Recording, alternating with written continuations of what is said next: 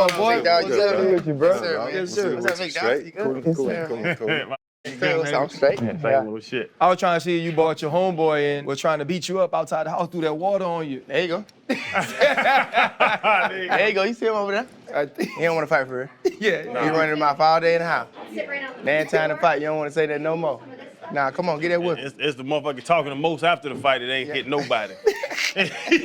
Shit, I saw it. Yeah, they got a big ass Air Force One stamp on the back of his goddamn shirt. He was, yeah, I hit that over there by the bar. I had some FaceTime sex this morning. My wife in Greece. Oh, okay. Yeah, so she landed, I called her, I put that phone down. She said, ooh. Just crazy. So there's a method to FaceTime phone sex foreplay too? Yeah, because you got to start with the face, and then you go to the feet quick. And you then slowly go back and forth. And come back up and go back down. You got to get to what they want to see. He's a nasty motherfucker. He's a freak. He's a freak. So, but why would you show him your feet, though? People like feet. Shit. I play with a foot now. I ain't like Rex Ryan with that feet, but you know, the whole body, 100% of the body is eligible for foreplay. For sure. Yeah, but feet for me, no, I ain't gonna. You don't play with the feet? No. I'm gonna leave the feet alone. Feet not for me. I don't even like my own feet, for real. But if you do them like that, they make a little hole in the middle. No. You foot fucking, man. Hold up, limitless. Take a stomach, got pinning it. I fought the head to witness it. Got my people feeling militant. Way I'm feeling got me up. On the mission got me up. Knowing me, I got the key. Only vision I can trust. Trust, limitless. Take a stomach, got pinning it. I fought the head to witness it. Got my people feeling militant. Way I'm feeling got me up. On the mission got me up. Knowing me, I got the key. Desi, man, welcome to the show. My boy Freddie T, Yes, sir, man. Chan, Yes, sir. RC. This is The Pivot. Excited to have you here. And when we start thinking about guests, we want people who have been in one lane and had to switch to other lanes just to show that we are versatile as people. You know, for you, though, you started to enjoy comedy young. Two of your favorite comedians are Martin Lawrence, Eddie Murphy. Yeah, for sure. The one thing I love about Eddie Murphy, I love Raw, right? Yeah. And he has the skit in the beginning where he's a little kid and he's like, he kicked him in the ding ding. Yeah. You know, so when Thank you. Thank you. So when you were a young man, would you be the kid that every time people came over to the house or it was a family gathering, you were entertaining? You know, it's crazy, man. I never did it around my family, but I did it around everybody else's family. I did it around my friends' family. You know what I'm saying? I used to prank call people for them. Used to act like a pastor, you know, for people. Used to act like doctors for them. Used to act just all other things. My mama didn't find out I was like this person until she actually came to a show, probably like 4 years ago. Really? And she was like, "What the hell?" And I was in Birmingham at the Stardome, sold out show at the Stardome, like a 500-seater, and she was like, "Oh damn, he do this shit for real." You know what I'm saying? And that moment, that's when she knew all the phone calls that she got from people saying like, "Your baby is crazy. Your baby this, your baby that." And she was like, "Shit, he don't do that shit around me." You know what I'm saying? But yeah, that was a moment for my mom. You know what I'm saying? But of course, comedy was always a part of my life. My grandmother, like, she knew that I was the funny guy. You know, she didn't want to introduce me to like the comedy, I would say. She introduced me to Martin, Eddie Murphy. You know, Nutty Professor to this day is my favorite, you know, movie. That was one of the reasons why I created my own short film. You know, I got the Banks Family Dinner, the Banks Family Christmas. I did the round table with all the characters and stuff like that. So Eddie was like my biggest inspiration when it came to that. But back then, man, I didn't know I was gonna be doing this, you know, right now. You know, because I was into sports too. You know, I played football too, so football was like my first dream. You know, I wanted to go to the NFL. You know, I got to college, and you know, after college it was it. You know, but once I saw what everybody saw in me, you know, back then, now it's like, wow, you know what I'm saying? It was already in me, you know what I'm saying? You know, growing up, winning most humorous in high school, you know, acting out movie scenes in the cafeteria, doing all this crazy shit, you know, for the people, being the team comedian, you know what I'm saying? I'm the only one that can do it for real. If you do it, your coach don't cuss your ass out and say, no, that's not your job. You know, that was for me, you know what I'm saying? And people used to always tell me, man, if you don't make it to the league, man, you don't make it, you know, playing football, you need to be a comedian. My boy Vincent Dallas was the first one who told me that. And my boy Rashad Punter was the one that told me I should get on Vine and start doing videos, you know what I'm saying? So I started doing Vine in 2012, you know what I'm saying? Not knowing I was gonna be doing this forever, but they saw something in me. A lot of people saw something in me before I saw it in myself, but once I tapped back in, to it once football didn't work out for me. And I really tapped into that. I was like, okay, dang, I was really born to bring a light to the world. You know what I'm saying? And now I would say football, it played its part in my life. It allowed me to, I would say watch film, be a student of comedy, watch the greats. If I knew I wanted to take it to a whole nother level, I had to do the things that those people did. You know what I'm saying? I had to get into stand-up. I had to get an agency so I can be able to audition for movies and stuff like that. You know what I'm saying? So, that's where I'm at right now. Going to my 8th year stand-up, November. You know what I'm saying? A lot of people don't even know that. A lot of people see the stuff that they see now, but they haven't seen me put in the work, building up to where I'm at right now. I've been acting since 2014. Started acting classes in Atlanta, Georgia. Tried to Dwayne Boyd. That's where I started at. And yeah, man, I just been on this journey of tapping into my purpose, man. Bringing the light to the world. And hey, this what I do now. I'm a new product of this generation when it comes to comedy and when it comes to acting, and it's a lot of great stuff in store, man. And I'm excited to show the world, what's about to happen, when it comes to seeing new generation of comedy, man. Because I am one of them guys that I would say I shocked a lot of people. I feel like a lot of people they don't believe what's going on right now. Yeah. They can't believe this shit. They probably like, what the hell? How in the hell he did it? How the hell Desi Banks did it? But hey, man, I put in work, man. But bro, you say you were born for this. Yeah. But I really don't like the nature-nurture conversation. Like, were you created or did you come out the womb like that?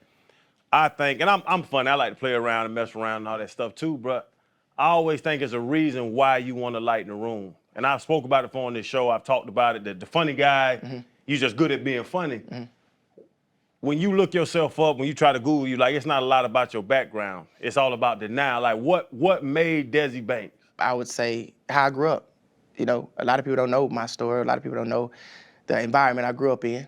A lot of people don't know the videos that I put out is my real life. Either I've saw it or I've been through it.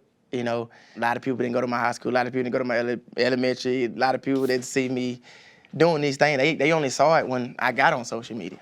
You know what I'm saying? I was always this guy. My friends always tell me all the time. But the platform, it just what gave me that, oh yeah, this is your purpose. Like, once football didn't work out for me, man, I broke down. I was very upset about it. I thought I was gonna go to the league. Thought I was gonna get that chance to go to the league. But hey, shit happens. And it was so crazy, man. My college coach at Georgia State University was like, man, you might not make it to the league, but man, you're gonna be famous. He told me that. And he told me he used to watch me on Vine. I didn't even know he was watching me on Vine at the time. He's like, man, you're gonna be fucking famous. You're fucking hilarious. Coach B, he's like fucking amazing. Little short white coach, receiver coach. Little short little fucker, I swear to God. He's like, man, you're gonna be fucking great, man. And, it's like everybody saw it, man. And like I said, I broke down. I ended up joining the church too, bro, because I didn't know what I was finna do. I was like, man, I need to find God. I need to get God in my life. I need to try to figure out what it is God want me to do in this world. You know what I'm saying? And joined the church. I got into purpose, man. I started learning about purpose, what, God creation from my life, like why he got us here and stuff like that. I started typing into reading about gifts and talents, what God, your gift will make room for you, all that, man. And that's when I figured I had a gift. I had a light for the world. And my same friend who told me to start doing Vines, he was like, man, you might as well start taking your acting and comedy serious now. Get on the Instagram now. Because that's when Instagram had like 15-second videos at the time. He like, man, start building up your following here. You know what I'm saying? So then I was like, shit, this is it. I'm finna just do this. I'm doing this. This gonna be the rest of my life right here. And I ended up booking a film. A lot of people don't even know. I ended up booking a film. I was working at Smoothie King at the time when I graduated from Georgia State. I'm like the best smoothie maker too. Like, Bro, so I'm gonna tell you, listen, before you even get into it, there's a person in this room that's from Louisiana where Smoothie King started. I drink 3 of them a day when I'm home. You can't just throw it out there that you can make smoothies and just, bro. I'm telling you, I'm the truth. I freak shit. All right, so I'm asking you a question. Watery smoothies, bro. No, my shit is the shit. So here's the thing now. When you pouring it out the joint, does it actually pour or you got to beat on it? Because the people that got to beat on it, they ain't doing it right. No, mine's, I make sure mine is grounded really well. It got to be smooth when it come out of there. Okay. And you got to be able to do when you feel me? Yeah. That do, that's them last little 3 drops. Okay. Them last 3 drops is important. Forget the rest that came out. Them last 3. What they sound like? Do. That last do. Gotta have that last do. Nigga, that's when you know the smoothie is complete. with them lad doop doop doop. But yeah, so I end up booking a movie, man, that took me to South Africa for Love by Chance. Love by Chance. Yep. Damn, how you know? This I know a lot. Shit, okay, boy. But yeah, Love by Chance, bro. And man, I was over there in Africa, bro, and I was thinking to myself, I said, man, ain't no way in hell I'm finna go back to make no damn smoothies when I'm over here for a damn movie. You know what I'm saying? So that moment right there was like, oh yeah, like I went like a great fucking actor at the time. I was okay, but I knew then God was telling me, no, you can do this. No, you this is what you're gonna be doing. So the more you become a student, the more you study, the more you work hard at it, the more you get better at it, the more of these opportunities are gonna come. You know what I'm saying? So that's when that was a big shift for me. And I stayed on social media, man. I kept putting them videos out, got up to 1 million followers on Instagram, and then I just knew it was just up. So consistency was a big key at the time. And then back then, you know, I was putting out like 4 to 5 videos a day back then. Like now, you know, people, they just put one video out because, you know, I got the 1 minute clip. Back then, man, it was a real grind. I'm talking about 4 to 5 videos a day. Just putting shit up all day, every day. Because you had to build that follow. You had to get people, you know, get them eyes on you. You know what I'm saying? So that moment then and just finding out and just seeing, you know, the people that I was touching and just getting the backstories of everything, man. I mean, you inspire me, man. How you do it, man. I want to do this, man. You help me with when I'm going through bad days, man. And when I start seeing stuff like that, that's when I'm like, yeah, this is what the purpose is about. This what it's really about. You know what I'm saying? The inspiration of, you know, sharing that gift and people being able to be happy, feel happy. You know, even when I'm doing my shows, man, I want them to leave my shows and be like, man, I had a great time. You could probably just went through something at the house earlier that day, mess your head up. You come to the show and, man, you needed that. You know what I'm saying? So what I do when it comes to my videos, my movies or films or whatever it is, man, I try to touch people, and that way I want you to forget about everything, man. So You talk about the shows. I know a lot of people on social media can't transition from the skits to stand-up. Yeah. You know, I was telling you a second ago, I came to your show. I don't know who was on the ticket. Yeah. And I didn't even know you was on the ticket, or whoever the headliner was. Yeah. But when we got there, I can't say you was the funniest motherfucker on the whole ticket. shit, well, I ain't gonna say you on the ticket then, cause I'm. Yeah, but I know, right? hey, it's the truth. It's the truth. You know, it's a shameless plug, but it's the truth. No, so if for sure. y'all get out and check him out. Yeah. But I want to go back though, because we hear about Eastside Atlanta. Yeah. And music a lot. Yeah. Paint the picture. You know, your upbringing. You know, how was it like? What was it like coming up in Eastside Atlanta? Man, Gucci Man, we want to spit rap artist. Gucci Man was the biggest artist at the time with me growing up, man. He used to come out football practice and watch us practice, bro. He was the guy that we listened to, like from the streets to getting ready for shows to everything, man. He was the product of the East Side at the time when I was growing up, man. Right. Like he was the guy everybody wanted to be like. He was the street guy. He was the guy, man. East Atlanta's own sick, that's my hood. When he dropped that, it's like he stamped it. He stamped East Atlanta. I ain't gonna say he was the first one that stamped East Atlanta, that made it what it was. You know what I'm saying, at the time. But growing up on the East Side, man, Boulder Crest, Gresham, I played the Gresham part. Growing up as a kid, lived on Boulder Crest. That's what you hear all the rappers talk about it. That's the side I'm from. Went to City Girl High School, City Girl Elementary, City Girl Middle, City Girl High School, went to all of them. But just growing up over there, man, that side most definitely raised me. So everything you see, I've learned it. I saw that. Like, it's real. This shit is fucking real from every fucking thing. From me doing my kid videos, you see a relationship, crazy shit. Like, I've seen that shit happen over there. Like, from the crackheads, the old people at the gas station, all that shit, man. I seen it. It's a real thing. It's a real thing. You know, you mentioned purpose, and Yeah. a lot of times, and we mess with Chan about it, he is the funny one amongst us. And like, he ain't the dude we check on. Like, he's supposed to be all right. Hell, you funny for us. Yeah. You know what I mean? And a lot of times you don't get people that check in on you. You don't have people that make sure you're good. You mentioned kind of going through it once you were done with football and having to see God. Who were some of the people though that helped you through that time? I say, man, like my mom, she was like there at the time, like, you know, let me know, whatever you do, I'm gonna support. You know what I'm saying? I'm gonna support you no matter what. But man, I ain't gonna lie, like real talk.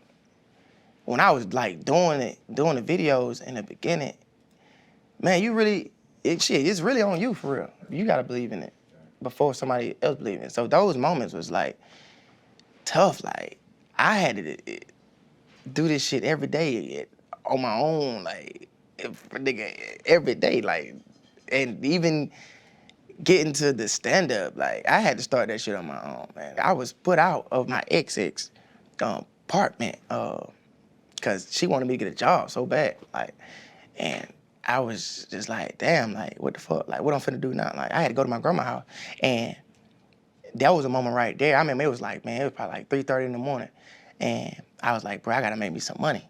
I gotta make some money, dog. And I had to do this show. This is like my first hosting ever. And I was like, man, I don't know what the hell I'm gonna say. I don't know what I'm gonna do. But I'm like, fuck, I gotta try it. But I ended up writing like a 5-minute set. And I wrote it like literally, I timed it like a 5-minute set. And I was just pressing that shit. And I was just so happy to remember that 5-minute set. And I'm like, nigga, I got me 5 minutes. I'm finna go do these 5 minutes at this show. You know what I'm saying? My first time. And I remember I did the show, and I was doing good. I was doing okay. But I got my first laugh. And that first laugh, I said, oh shit. I said, it's some shit right here. You know what I'm saying? I feel like if I could make them laugh one time, I gotta figure out how I can continue, like what I gotta do to keep making them damn laugh.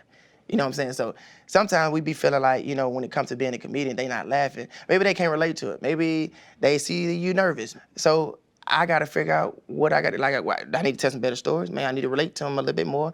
Maybe I need to talk about my life more. I gotta try to find that, you know? So that's what made me transition to, okay, what kind of comedian I wanna be? Am I gonna be a storyteller comedian? Am I gonna talk about politics? I had to find my lane. Okay, boom. Talk about Eddie Murphy. I knew Eddie Murphy was my favorite. I knew Eddie Murphy was a guy that did stand-up. I wanted to go watch Eddie Murphy. Delirious was my one, right? So I watched that consistently, man, from his storytelling to everything. And I was just hearing some of the relatable jokes that he was talking about. Ice cream. You know, yeah. Just little stuff, just being just little stuff that he went through as a kid, but I'm seeing him express himself. And I'm like, okay, dang, I got some stories when I was a kid. Let me talk about my kid's story. So I write them down, and I go test them out. Oh, this shit worked. Cause they can relate to this type of shit, cause they done been through it. Yep. You know what I'm saying? So when she moved me out, kicked me out, and I went to go stay with my grandma at the time, that moment right there was my start of my stand-up. But Desi, what is the conversation between you and your ex when you know you have a dream, right? And you've worked through this to figure out that this is my purpose too. And you're in a relationship with somebody and they saying, get a job, get a job. How hard was it for you to stand on what you believed in? I had to believe in God, bro. I remember it was one night, bro, I sat on the side of the bed, bro, like, I wanted to ask her, I was crying, bro, like, I'm fucked up. Like, I'm broke, nigga. Like, man, I ain't got shit. You know what I'm saying? Like, fuck, at least support me. I, like, believe in what the fuck I'm trying to do. Like, I feel like you telling me to get a job, you telling me that because you don't believe in it. You don't believe it's gonna work. But I couldn't get lost in that. So when I was at my grandma's house, bro, I was like, damn, bro, I'm at my fucking granny house. Wow. I can't believe this shit. What the fuck? You know what I'm saying? But that's when I knew I really had to tap in and believe in myself for real. And you know what's so crazy, man? I got this story. Oh, like, you know how you get them bubble gum wrappers? Mm-hmm. And it says little stuff on it? I literally still got this shit in my phone. Matter of fact, I'm gonna try to pull this shit up. And I remember I had this literally was like the day. You got a lot of damn pictures, huh? Nah, I know where it's at. That's he put a video out every day. Yeah. I know where this shit at. Hell yeah, he got a lot of stuff in his phone. Right here. This is December 19th, 2016. Read what that shit say. That shit is crazy. Wow. Shut the hell up. I swear to God. I swear to God. Bro. That moment right there, it told me what I need to do. That's what was gonna change my life. Stand-up comedy. I swear, that's on a bubblegum wrapper. Yeah. I saved that shit, yeah. And you said that was 2 days though before. Yeah. But you know what, too, though? Sometimes we have these moments where God sends a messenger, whether it's a person, whether it's an event.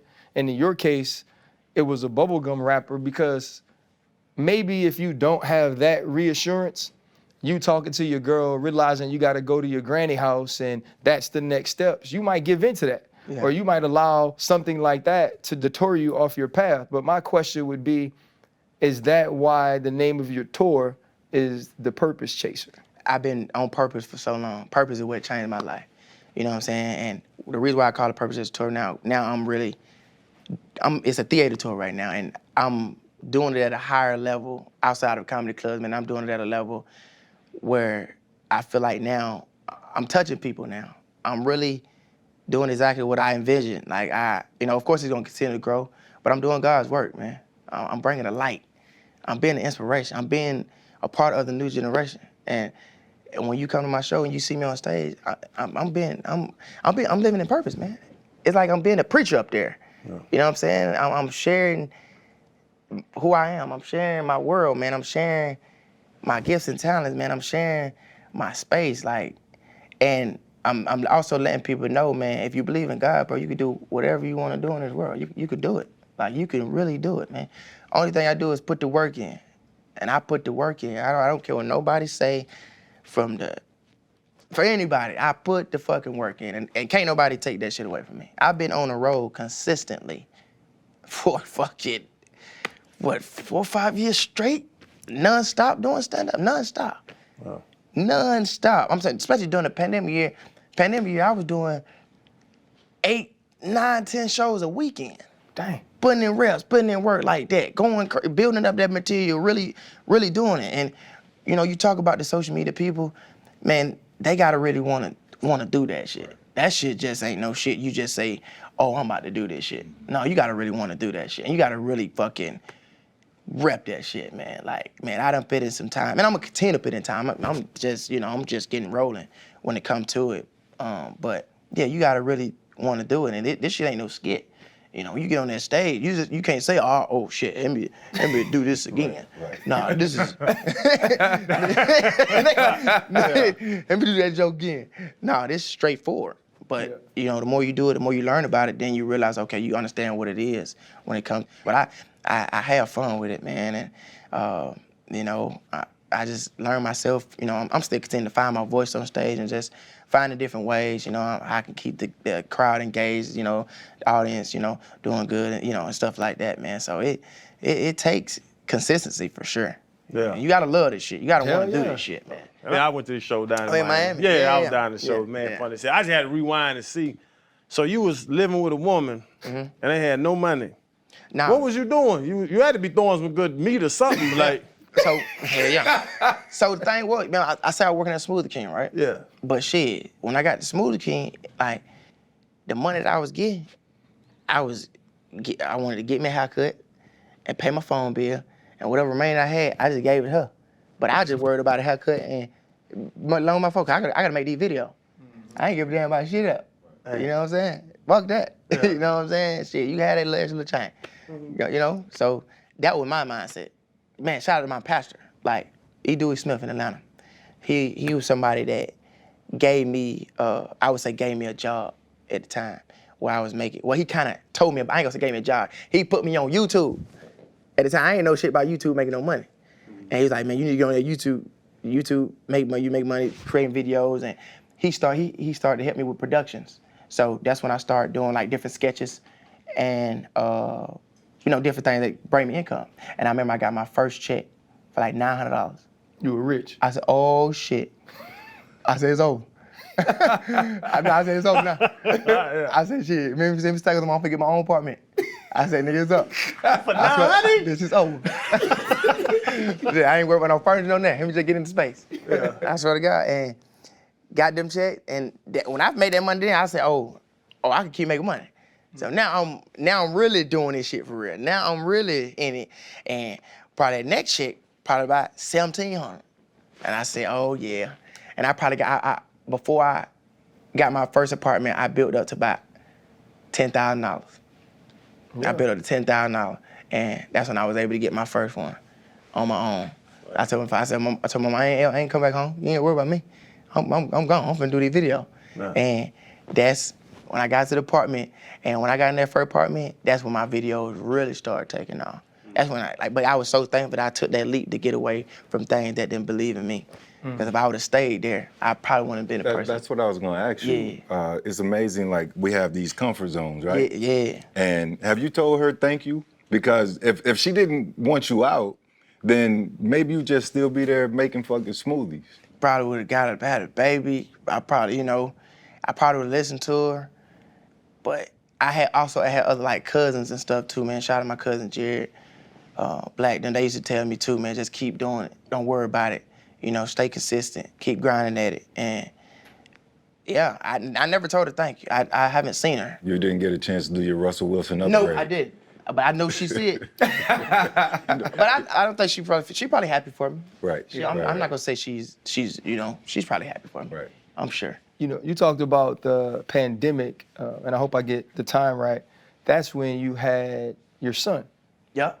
right? Yeah. And so you're trying to do all of these things, Yeah. and then now you become a father, and he's Yeah. the third, correct? Yep. Mhm. And how much inspiration comes from that, or how much motivation Oh. comes from that? That now I got to take care of another, Oh, shit. I got another mouth to feed. Now I really got to be on the stage. Now I really got to put in work. Yeah. Now I really got to put my team together now. Now I really got to get this business structured. Now I really got to figure out how we can keep elevating, trying to get things to another. Now I got to really figure out how I'm getting this stand-up money, but how can I invest this money into other things? I do real estate now. Just being smart with everything, just moving differently now, you know what I'm saying? So, yeah, when I had my son, bro, I just knew, it was up then. It was up. Everything got 10 times serious. And Yusuf, he told me, he's like, now, you're daddy now. Right. You're daddy now. And that clicked in me too, like, okay, yeah, it's a real thing now. So, but fatherhood, it most definitely changed my life. And it took me to a whole nother level, man. Made me become a whole nother man, I would say, man. So I love him to death. And every time he see me, he tell me, I want to be like that, Dad. I want to be like that, Dad. I'm like, shit, you should. But he see everything. He see football players on TV. Oh, I want to do that. But that's so dope. I want him to be whatever he want to be. You know what I'm saying? Yeah. But yeah, man, dad life, it most definitely, poured some into me and it made me go harder. And it continually made me go harder. I got to make sure he really going to be straight. You know what I'm saying? When he get older, he ain't got to worry about nothing. Bro, was it hard to navigate? Because like you said, you at one point you had to move back with your grandma. Yeah. Then you got a $900 check and you was rich. Yeah. You know what I'm saying? But now you know what money is. You know what I'm saying? Was it hard to figure out because a guy like you walk in, you got your boys around you, always got your people around you, and I know they're your crew, but really to navigate that you're the CEO of yourself. Desi Banks is a business. Yeah. You are the front man of a business. Coming from a dude from the Eastside of Atlanta. I'm from Atlanta. For sure. You remind me of everybody I went to high school with. You know what I'm saying? It's just man, nigga, fuck it. You know what I'm saying? Shit, I know who you are. Yeah. But now you're an international name. That transition into being just a funny dude to now, bro, you are Business. a businessman and you are a business. For sure. Nice. That transition though. That transition is different. Now that I got a team, man, like I said, that also put me into a whole nother space and a whole nother level, man. I look at people when it comes to team, I think Kevin Hart, when it comes to team, man, his team is elite. It's elite. And he inspired me so much when it comes to team, man. He got people in places where they doing their job, but it's for the team. You know what I'm saying? It's everybody doing their part just for the pot. Mm-hmm. You know what I'm saying? That's what make the pot continue to grow. You know what I'm saying? I understand. You can't do this shit by yourself, man. You gotta have the right people in place, man. And I went through that a lot too, you know what I'm saying, when it came to people trying to find the right managers and stuff like that. That was the thing, man. That used to get heavy on me too. You know what I'm saying? So, but you gotta go through those things to get the right stuff, you know what I'm saying? And, like I said, man, I'm a spiritual person. God know who to bring in, you know what I'm saying, to keep you elevating, you know what I'm saying? Because a lot of people come in and think they shit is yours. When it's hey, this is not shit. I work for this. I want you to do your part for you. Mm-hmm. You know what I'm saying? I look at this for when you come in, this is opportunity for yourself. If you're gonna be a camera dude, you the camera dude. I can't do that. This going to be you never know what opportunity is going to come from this. You may be on the road and somebody else may be like, hey man, I got this, and that's a job for you. That's your job. You know what I'm saying? I don't hold back nobody. Or Yusuf may have a client, he may see somebody, hey man, I got an idea for this other guy. I want to do this. Hey, that's fine, but that's what this is about. Security guy. Hey man, you want to have client, build your own security brand, your own security business. You know what I'm saying? Where you could be here, but you also have other securities working out when you work with me. You know, you got your own, you know. So that's how I look at it when it comes to certain things, man. I try to put people in position where, of course, you're going to work here, but you can still be able to do other things. You know what I'm saying? This can be your home foundation, but you can still do other things to make, you know, income. What were your initial thoughts when you heard that T.I. wanted to try his foot in comedy? That's one side. And the other side is, what would you say to other inspiring, you know, young comedians or people that want to follow in your path? Man, it's crazy. I just saw T.I. the other day at the Atlanta Comedy Theater. We just saw him. And hey, man, I ain't gonna cap. Like, his storytelling is getting really good. And like, he was talking about his son, the situation that happened with the Chip. Yeah. The Chip, it was so fucking dope, man. And just to see the way he transitioned, man, he been putting in reps, man. Right. And the person that put reps on the stage, man, you can't, hey man, the more you do this shit, you gonna have to get good Right. at it. Or get booed. Well, you know, yeah. You know what I'm saying? But hey, man, respect the Tip, man. He been putting in work when it comes to that stage, man. But any other upcoming comedian that's coming up, I would say, man, don't do it because you see somebody else doing it. You know what I'm saying? Do it because you want to do it. You got to be consistent at it, man. You got to be a student of it, man. Like, you really got to rep it. You got to go to them open mics, man. You got to do things that's gonna, if you're not doing show, you got to do things that's gonna help you get better as a comedian. And you got to be on that stage like damn near 45 times a week. I would say, like, you know, thank God I have weekends where I have 6-7 shows a weekend, and I could be able to rep. You know, if I want to work with stuff, I could do it. You know what I'm saying? However, but yeah, you gotta build that up. Now I'm just now starting to do an hour plus on stage now. Like, it took time for that though. You know what I'm saying? It took time. Like, some of the material I don't even say no more, cause you know, and that's another thing too. I have material that's powered up that I can always bring in if I want to, but that's just years of, you know, just doing it. You know what I'm saying? But consistency is a key. You got to be a student.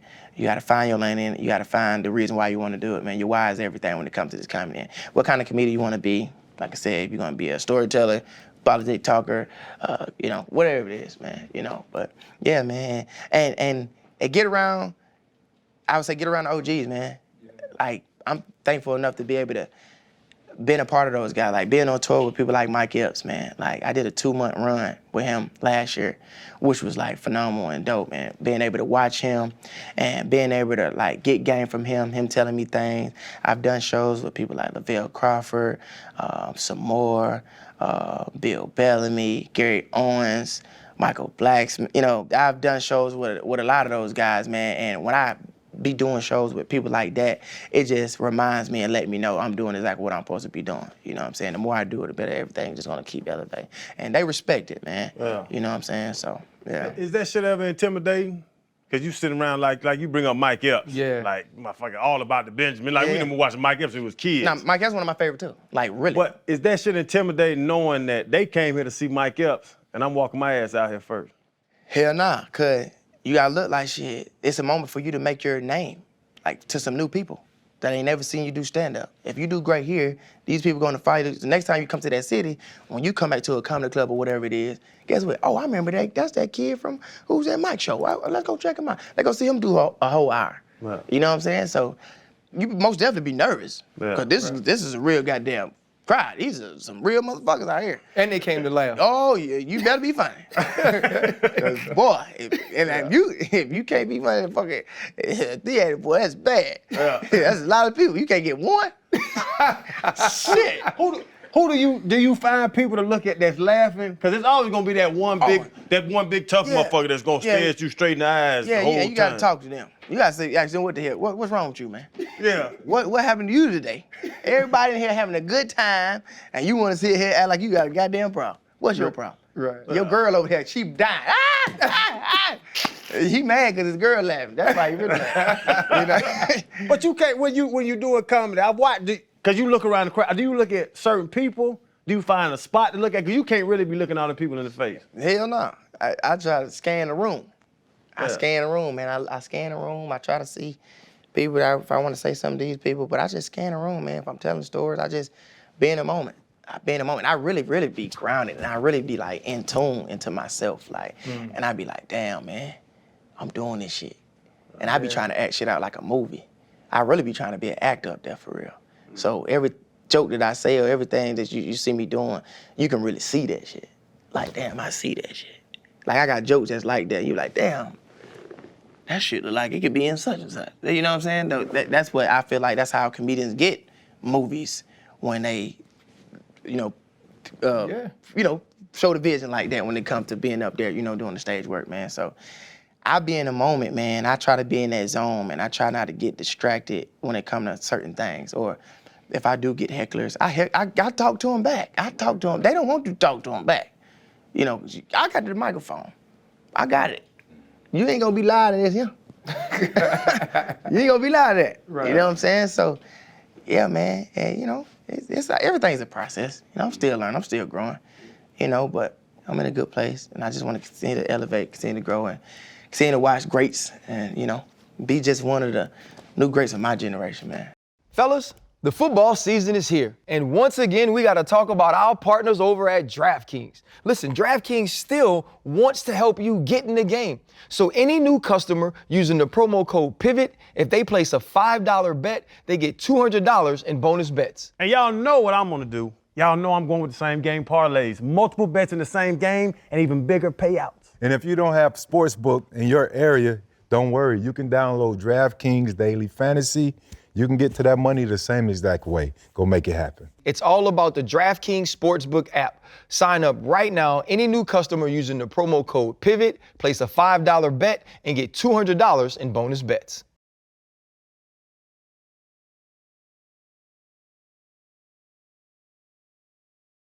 Just looking back, how often do you get that, damn, I made it moment? Because comedy has taken you everywhere, right? Mm-hmm.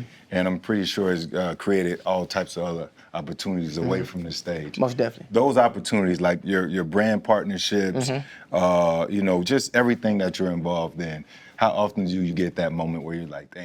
Oh man, This is it. I work with the NFL now, so like that's the thing. I work the NFL.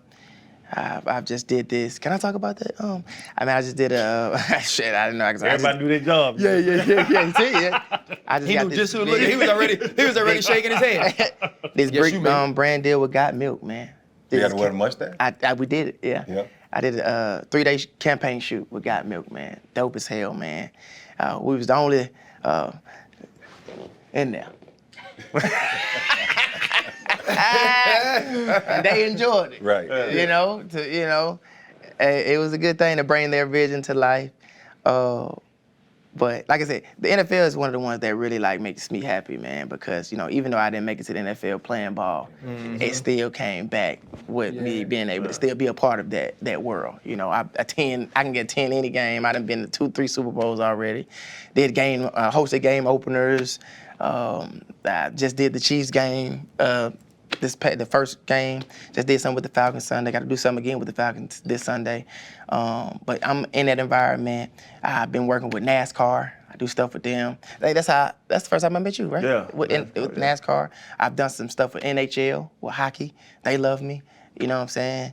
So and a lot of people they aren't even seeing that. Right. You know what I'm saying? I just can't wait till the world actually like really see it at a level, you know.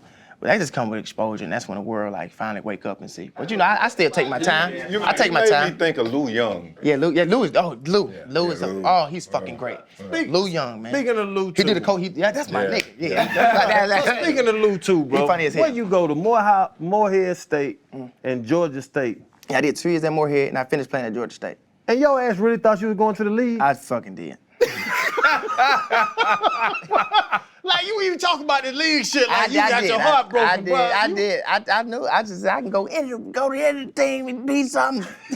Hey, that's when they start telling you, if you could go, they gonna find you. At the time, they wanna come to Morehead when you know when your coach hits you on the back like this, hey, You got hey, big dog. Right. You might not make it to the league, but You told the story. Your receiver coach was talking about your YouTube shit. He wasn't putting your ass in the game, you know. you funny as hell. Make us laugh. Hey, dog, you mentioned your team earlier, right? Like the people around you. I think the greatest thing about laughter is it's contagious. And when black people, for sure, if we find something funny, we want everybody to laugh with us. Most definitely. You know, you'll walk around your whole house, hey. Yeah. Or you shooting it on DMs or whatever it is. Yeah. When you walk up to your homeboys or to your team and you have an idea for a skit, do they tell you if it's gonna be funny, or are they always like, all right, Des, whatever you need, we gonna do it? Oh, nah, hell nah. Okay. No shit, no. Nah. If I say something, like even Detroit, like I be like, I wanna do this, he be like, nah, bro, don't do that. No, I don't want you shouldn't do that. You know how folks is, stuff like that. Oh, no, you right. But now we always throw ideas around when it comes to every video. Even the skit we just dropped yesterday, me and John, we was going back and forth because we did a video with Natalie. She's a white girl. And, you know, lean back, you gotta bob her head. But it was shit. We was like, should we put this shit in? Nah, man, we can't put this shit in that gut. You know what I'm saying? Right. But we do come together as a team when it comes to trying to figure out, what the, but I could now, but any wrong thing when it comes to social media, man, if they feel like it's wrong, they gonna get you. You scared to get canceled? Man, shit, I'd have been canceled. You had me canceled because you sitting here, nigga, like. Nigga, because I kept going. Shit, that's why. That was a moment. What happened? Doing the Black Lives Matter shit, man, that was a serious shit. I couldn't believe it. And I thought I was helping. Really? Yeah, said the wrong thing. Well, they said, some people said I said the wrong thing. Some people said, no, you didn't say nothing wrong. But I saw something and I said, I made a tweet first. And they was like, yeah, keep talking. We need you. You got the platform. I said, okay, they like this. Said something again. Boy, he's talking. Boy, you saying something.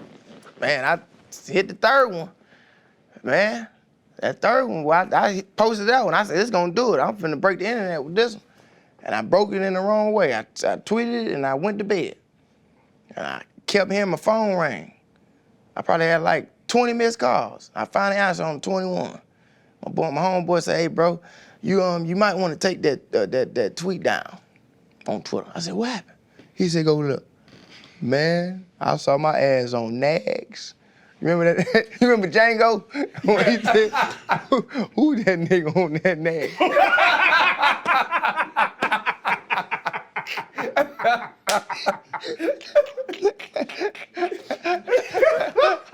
Samuel Jackson, we were hot about that. They had me Samuel, my face was on Samuel Jackson's face.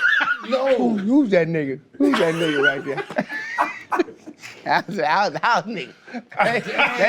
They made me a house nigga there. And I said, God damn. Hey, how is, but we talked about that actually on our last show we did together, to where when you are trying to build your brand, or when you're trying to come up, when you're trying to make it, when you're trying to find that success, you have the ability to just be yourself all the time, because it ain't enough people paying attention for it to matter. And then as you transition and your voice gets bigger and people start to listen to you, now they critique you in a different way. They criticize you differently. What has it been like for you dealing with that? To have a big enough voice to get canceled? Because they don't cancel nobody that don't matter. That's the game. Hey, people out there, don't ever in your life ask me about politics. I'd never tell you what I think ever again. I'm not your guy. Find the real people that actually do it. I don't know what to say. I'm with the people. That's all I can say. I'm with us. Hey, whatever y'all with, I'm with. I swear to God. Hey, bro, like for us, I was a part of the NFLPA. I was the vice president. I was on the executive board. And the last day of meetings, we always met with the former players. So the guys that were already retired. And a lot of that meeting, they just be pissed off with us because they figured we had it easier than they had it. We made more money than they made. The job wasn't as hard. And when I was listening to you name some of the people you've gone on tour with and you've done shows with, those are people who had to get to their position differently than you. Yeah. They didn't have the Yep. Instagrams and the Vines. Have you ever had any of those conversations, or how many of those conversations you've had with the OGs about the difference in the new generation of comedians as compared to the olders? Yeah, I've had, man, and I can say that's why I respect any comedian that did it first outside of social media, man. That's a real grind. If you can become famous or big without social media back then, and your name continue to carry, like for example, Mike come from Def Jam. Like these guys come from Eddie Murphy. All these guys came from Chris Tucker. These guys came from the trenches, the real trenches, man. When it comes to, stand up, man. And I knew if I wanted to be taken seriously, I had to step in a place where they made a foundation for us to do. And how can you call yourself? I had to learn this. How can you call yourself a real comedian if you don't do the real comedian stuff? Okay. You know what I'm saying? But that's how I feel. You know what I'm saying? All I could just say is just different levels. I'm not gonna say everybody have to do the stage stuff. You don't. I mean, it's nowadays, man. Social media done changed the game where you can branch off and do whatever you want to do, make money however you want to make it, man. But I'm just one of the guys that I want to do it big. I want to do it at a level where it's really respected at, and do it how the OGs did it. You know what I'm saying? If you want to be in the big movies, every big comedian that you see now that you guys watched growing up, they all did stand up. Yeah. You know what I'm From saying? Richard Pryor to Eddie Murphy, Martin Lawrence, and they all got some of the best. Jamie Foxx, they all got some of the best stand-ups You know what I'm saying? that you've ever seen. You know what I'm saying? And then they transition to into the you're movies. You know what I'm saying? So And speaking about the movies, speaking about transitioning to acting and all, and trying to get to them blockbusters. You Yeah. ready to do some fucking scenes? what is it funny fucking? No, I'm just saying, if you want to be a real actor, I've seen Jamie Foxx when he Kevin was Hart. Ray. He Kevin was Hart. blind and he could still find that coochie. If you want to be an actor, Desi, I'm serious, because you got to be ready to do some fucking Well, if scenes. they want me to fuck, I'm a fuck. Hey, but Chan, is he gonna do that Amari Hardwick power? See, that had me in the chokehold. Yeah, well, Omari and Angela on Power, Hey, man. we all had an orgasm Hey, that man, night. let me tell you something. There's another one out there, too. I was like, boy, that's it there. I said, damn, I wish that was me. There's a lot of talk. It's free platform, man. You can share. Nah, this shit gonna go by, man. Man, they gonna have that shit on Twitter tomorrow. Hell nah. Okay, listen. Nah. This is a vulnerable place, man. We're that was open here. joke. I swear, man. I saw that goddamn Chloe Bailey ass on that goddamn thing. I said, God damn. I said, well, that monkey back there. Jesus Yeah, we Christ. already know And what then he you looked said. like me a little bit. No, but God, what's that? He looked like me. Franklin. That nigga looked like I said, that's me. I couldn't do that thing. That's crazy. I want to do this. Can we do this? Can we do this here? Bruh, you dumb, dog. We had your girl on the show, Pretty V. Oh, yeah, I know for a while people thought y'all was together. Yeah, or whatever. man. But y'all got great chemistry. That's my dog. Yeah, man. what do you think about V? She funny as hell. Right. Fucking hilarious, man. She inspires me a lot too when it comes to comedy, man. Her energy is dope. She's a God-fearing woman. Such an amazing spirit, man. Like, hey, no, when it comes to finding a hood girl to do hood girl video, I can't find nobody. She's the girl. Like, can't nobody take her spot when it comes to that shit. That shit is just, it's shit too magic. You know what I'm saying? So, but no, she's great, man. She's great. She's doing her thing from the Wild and Owls to hostings that she do at the war shows. Yeah, she's dope, man. That video y'all did with the baby. Yeah, Was it, crazy. Ghetto Girl? Ghetto Girl. Ghetto Girl. Shout out to Ghetto her, Girl. man. That was Yeah. crazy. Yeah, we're supposed to be working on we've been together a short film now, man. And I'm trying to get the baby to direct it. Hey, man, on this show, when we do the pivot, we like to get people into the space of mental health. We all know that there are things that could bother you or thoughts that you can just take over your mind. And so for those people who are dealing with those things, they should go to betterhelp.com. That's a place where they can walk through these things and find their way to healing. Yeah, and I just recently started therapy, fellas. Just everything's going on, the wife, the kids, the new jobs and all, and it was just so much in my mind going on. I lay down, my mind can't rest, so I want to talk to somebody, and BetterHelp is there for you. It's online too, so like you're saying, we all run around, it's online as well. Yeah, I think you should, really consider it. BetterHelp, you want to make your brain your friend, right? So get out, talk to some people. The best place to do it is in the comfort of your own home. All you need is your device. You don't have to move around. You don't have to go to too many places. You got BetterHelp right here in the palm of your hand. Make it happen. Listen, to get away from your thoughts, go to BetterHelp. That's betterhelp.com/thepivot. BetterHelp.com/thepivot. Now, how you get all that access? 1 minute you're on the football field, you're the band director, you're in the jail, you're in the hospital. Like, people trust you to come in around their equipment and do all that other shit? I think so. I think That's they do. crazy. But they like it, like some are like, and then like when I was doing it at the time, especially like all them FedEx trucks, like that stuff was really just happening. Right. Like I could make a call quick. Some people DM me and be like, "Hey, bro, I got this mail truck. You wanna use it?" I'm like, "Hell yeah, use that mail truck." Didn't you play so a I pull up on them mailman and do a and- mail truck video that fast. Were you a mailman in Little? I forgot what the shit called, but I delivered the food. Yeah. Hey man, so listen, I think Shane got one more. No, but I want to ask you, because it's just talking to you, and you keep bringing up the Lord. You keep bringing up God fearing, how you Yeah. followed and God was well with you. You ever have any problem, like with some of the stuff you do isn't the skits, if you take that to the church, you can't play your skits in the church. Nah. But you talk about the church so much, that problem, how you combine being so God fearing, but some of your shit is not God fearing. No, it's not.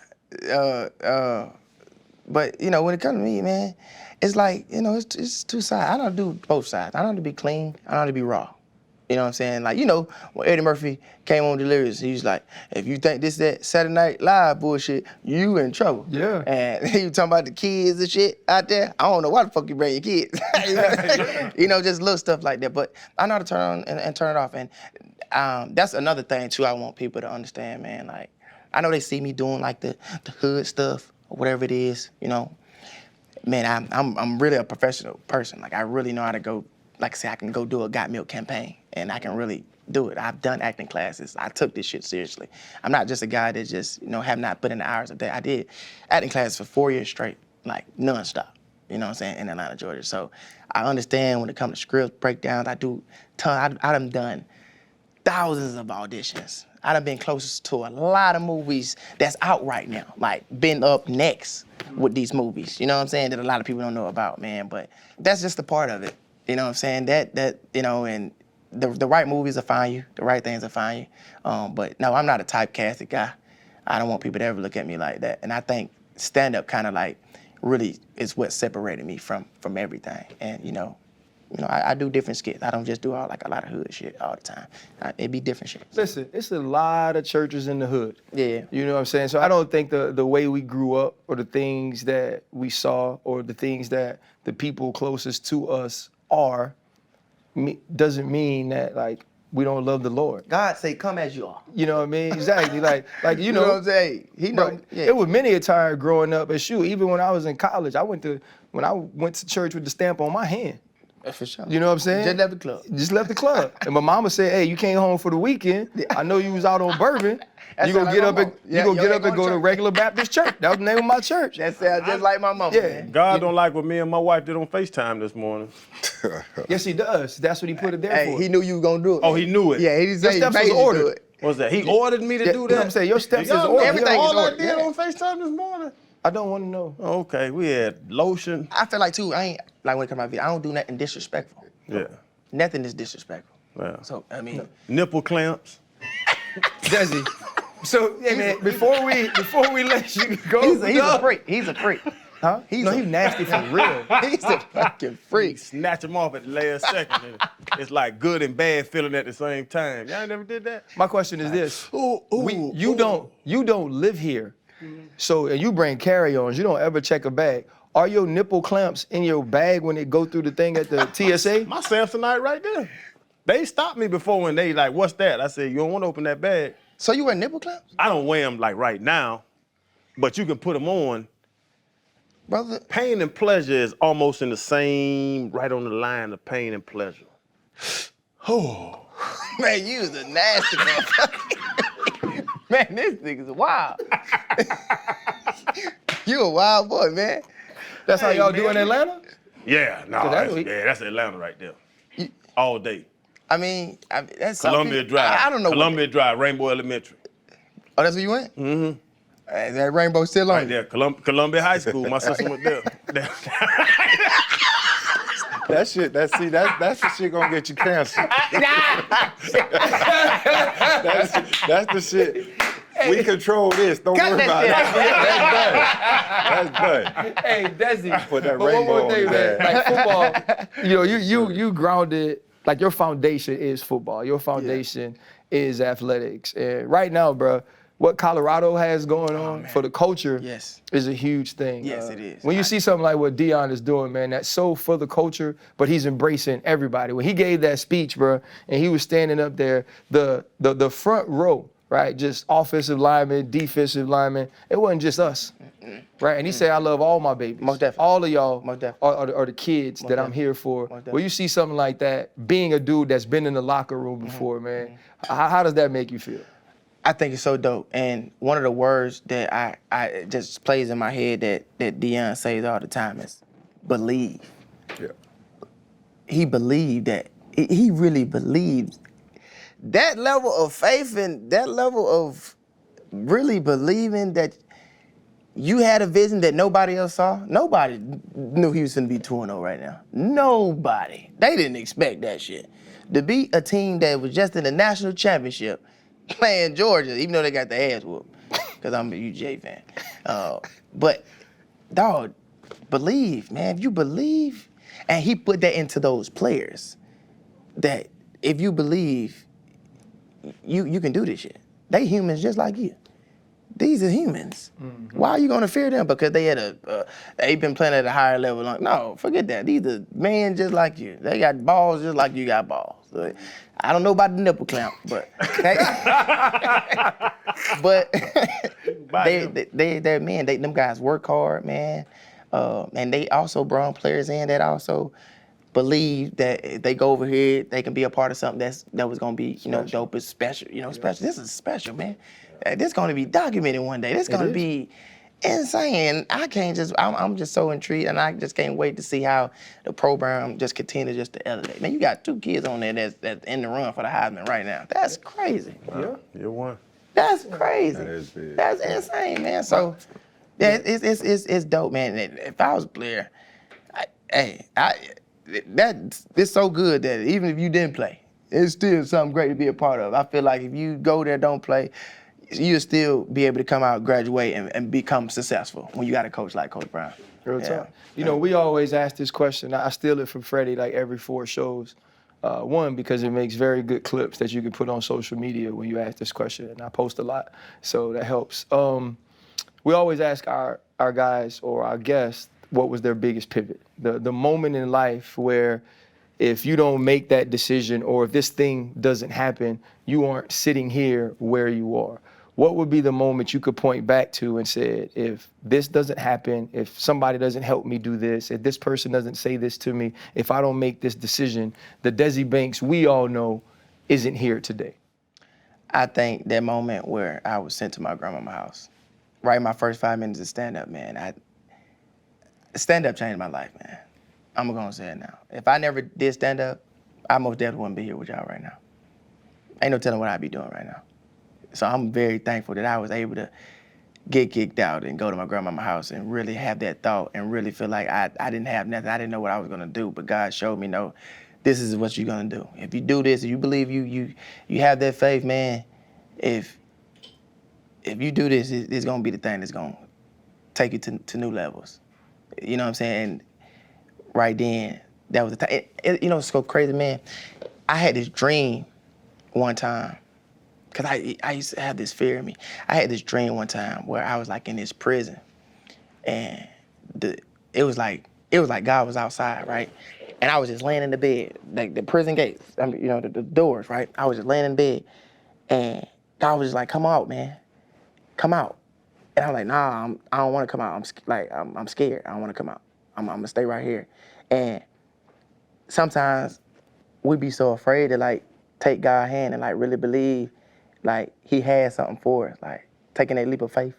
You know what I'm saying? Like really doing that. And I woke up out the dream and I went back to sleep. And I thought the dream was over, and I ended up right back into that same spot because I ain't take his hand. Like, it was so crazy. Like, it was like mind-blowing, man. And I wrote it down somewhere. It's on a sheet of paper. I got it saved at the house. But it's like I was in this cell. I was holding myself back because I was so, like, afraid to become great, to do new things, to do something that I knew was going to change my life. But when I took that leap of faith, bro, and did something out of my norm, something out of my Comfort zone. my comfort zone. You know what I'm saying? I had to get out of my comfort zone. When I got out of my comfort zone, I saw new lights. I saw everything. I started doing shows. The OG started to hear about me. Hey, I want you to come do these shows with me. You know what I'm saying? If I would have never took that, if I would have never did that, my life would not be, I would not be the person who I am today. Stand-up kept me going when it came to skits, when it came to wanting to be in movies. That's what really helped me. Stand-up helped me, man. It helped me. So when people be like, oh, you can't do that, man, y'all don't know the story of this shit, man. Wow. Like, this shit is a real thing. I ain't just doing this shit just to be doing it. And I'm gonna continue to get better at this shit. Cause I know what it is. I just showed y'all a bubblegum rapper Yes, that's from 2016 that said stand-up comedy on the bubblegum. And that right there was a sign God is talking to me. This was gonna be the thing that's gonna give you the respect, that's gonna get you to these new levels, and people gonna look at you totally different. You've mentioned your grandmother Yeah. a few times, but you hadn't gone into depth. I'm a grandma's boy. Yeah. My mother, she was there, but my grandmother raised me. Yeah. Right? Speak to your grandmother. Like, how special is she in your life? My granny, that's the house I moved to. That's my mom's mom. She's a woman where she love her grandbabies, man. I can stay in house right now if I wanted to. Not doing that. She's still gonna take care of me. You know what I'm saying? Even growing up as a kid, she was there for us, man. Would do anything for us. You know what I'm saying? We wanted to cook food for us. You know, I grew up in my grandmama's house too. You know, my mom was the one that was always working. You know what I'm saying? So we didn't really get our own house until I say about 11th grade, 11th, 12th grade. That's when I really had my own bed. You know, I sleep with my cousin a lot. You know, stuff like that. Foot in the face, all that. Draws, poop everywhere. Pull the cover, smell of poop. But yeah, granny, man, my grandmama was real special to me, man. Like really a part of who I am today. Like even when it comes to some of my jokes, man, I talk about them. Just say truthful things, man. And you know, my grandma on my dad's side, that was the one that introduced me to the comedy world, the comedy space. She put the Eddie Murphys in my face, the Martin Lawrences in my face. You know, it's so crazy. Even when I was in my mama's womb, my mama kind of did it too.